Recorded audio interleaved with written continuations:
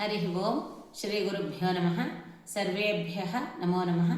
सर्वेभ्यः विश्वसंस्कृतदिनस्य संस्कृतसप्ताहस्य च हार्दाः शुभकामनाः।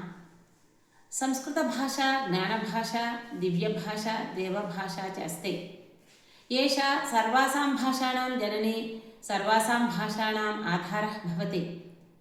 किन्तु बहु कठिना नास्ति, सरला एव।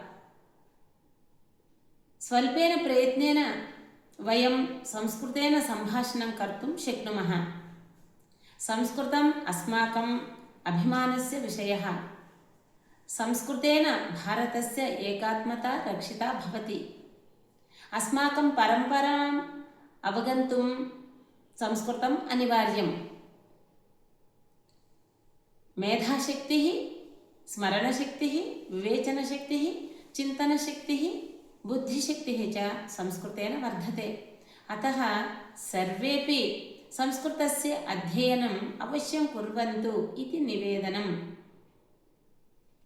अधुना तु संस्कृतभाषां पठनार्थं बहवः उपायाः सन्ति। तेषाम् उपयोगं कुर्मः चेत् महान् लाभः भविष्यति।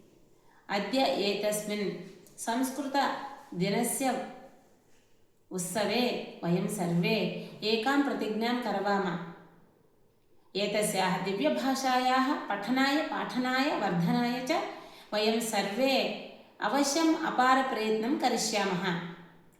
I humbly request everyone to recognize the profound significance of our ancient and divine Sanskrit language, the very womb of all Indian regional languages and the root of many foreign languages as well.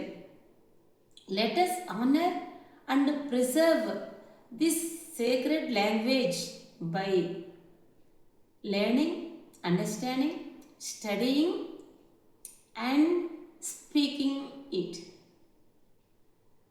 Together let us serve Ma Bharat by promoting Ma Sanskrit, the timeless voice of our ancient civilization.